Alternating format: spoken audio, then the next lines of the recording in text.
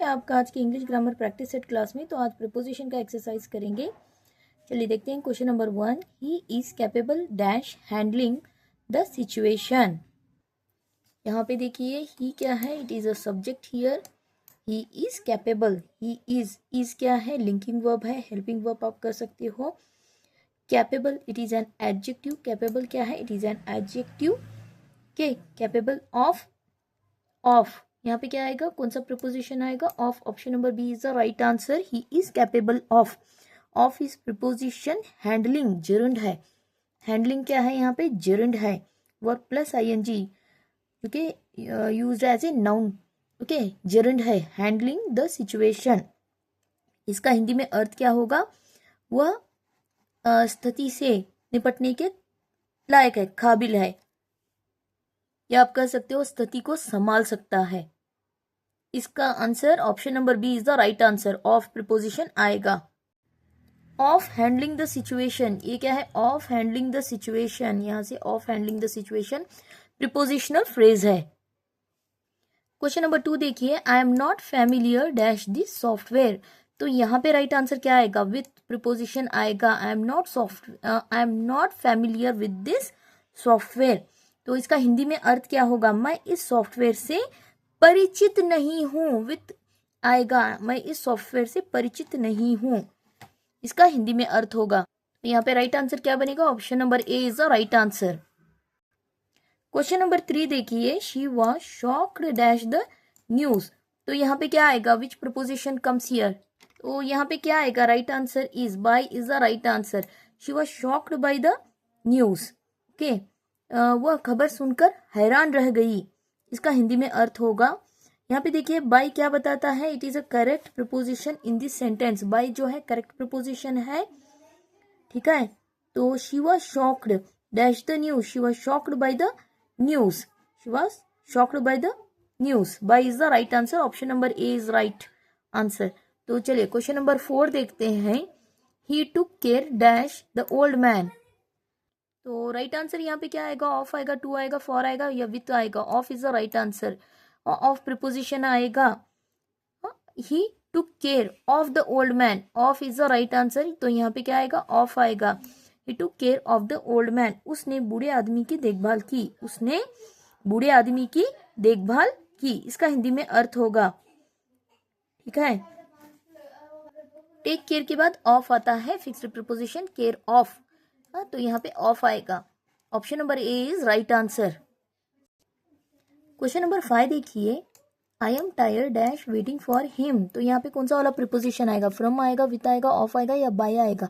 I am tired of, tired के साथ कौन सा प्रिपोजिशन आता है, ऑफ प्रिपोजिशन आता है। I am tired of waiting for him, मैं उसका इंतजार करते करते थक गई हूँ, इसका थक गई हूँ या थक गया हूँ, इसका अर्थ होगा हिंदी में। तो यहाँ पे ऑफ प्रिपोजिशन आएगा, option number B is the right answer. चलिए क्वेश्चन नंबर 6 देखते हैं। She divided the cake dash 4 pieces. तो यहाँ पे राइट आंसर क्या आएगा, she divided the cake dash 4 people, people दिया गया है 4 लोगों में। यहाँ पे देखिए अगर 2 लोगों की बात हो तो बिटवीन आता, तो बिटवीन ऑप्शन में है भी नहीं ओके, विट ये तो रॉन्ग, ऐसे ही रॉन्ग हो जाएगा, अमंग आएगा, among is the right answer. She divided the cake among 4 people. Among क्यों आएगा यहाँ पे, अमंग यूजुअली क्या बताता है हमें, अमंग व्हेन डिवाइडिंग और sharing something between more than 2 people, 2 से ज्यादा, यहाँ पे 4 बोला जा रहा है, यानी 2 से ज्यादा लोगों की बात हो रही है, तो अमंग आएगा। 2 से ज्यादा लोगों की बात हो रही है, राइट, तो अमंग आएगा। अगर 2 लोगों में होता तो बिटवीन ऑप्शन में भी नहीं दिया गया है वैसे भी, तो यहाँ पे among is the right answer, among the 4 people. तो इसका हिंदी में अर्थ क्या होगा, हिंदी में क्या अर्थ होगा, उसने केक को 4 लोगों में बांटा, इसका हिंदी में अर्थ होगा। तो option number B is the right answer.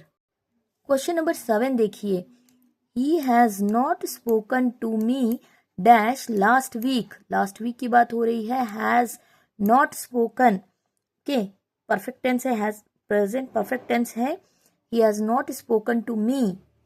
तो यहाँ पे क्या आएगा, he has not spoken to me, for, by, since या in, since is the right answer, since is the right answer. He has not spoken to me since last week. Okay, तो यहाँ पे point of time बताया जा रहा है, point of time, तो since आएगा।